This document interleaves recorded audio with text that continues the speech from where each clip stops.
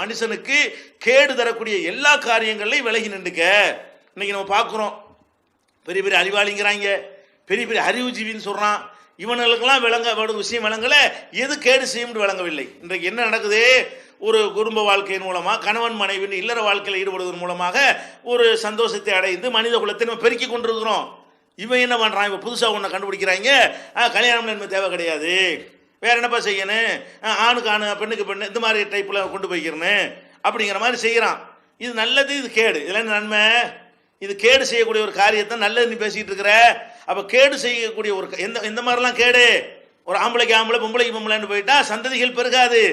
சந்ததி பெருகலைன்னா உலகம் அழிஞ்சு போயிடும், அதோட முடிஞ்சு போச்சு. எல்லாரும் இந்த மாதிரி சிந்தனைக்கு வந்துட்டான்னு வைங்க, அவனை அழிஞ்சு போய் உலகத்தை அழிச்சிட்டு போயிடுவான். அட தள்ளாத வயசுல ஒரு மனுஷனுக்கு உதவியாக இருப்பதாக இருந்தால் அவனிடமிருந்து பெற்ற வாரிசுகள் இருந்தால் தான் உதவியா இருப்பார்கள்.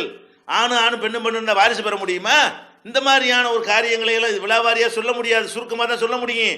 அப்ப இன்னைக்கு சிந்திச்சு பார்த்தீர்களே, ஆனால் நல்லா தெரிகிறது இந்த கேடு விளைவிக்கக்கூடிய ஒரு காரியம்னு சொல்லி அதை கூட என்ன செய்யறான்? அதை நியாயப்படுத்துறான், அதெல்லாம் புரட்சின்னு நினைச்சிட்டு இருக்கிறான்.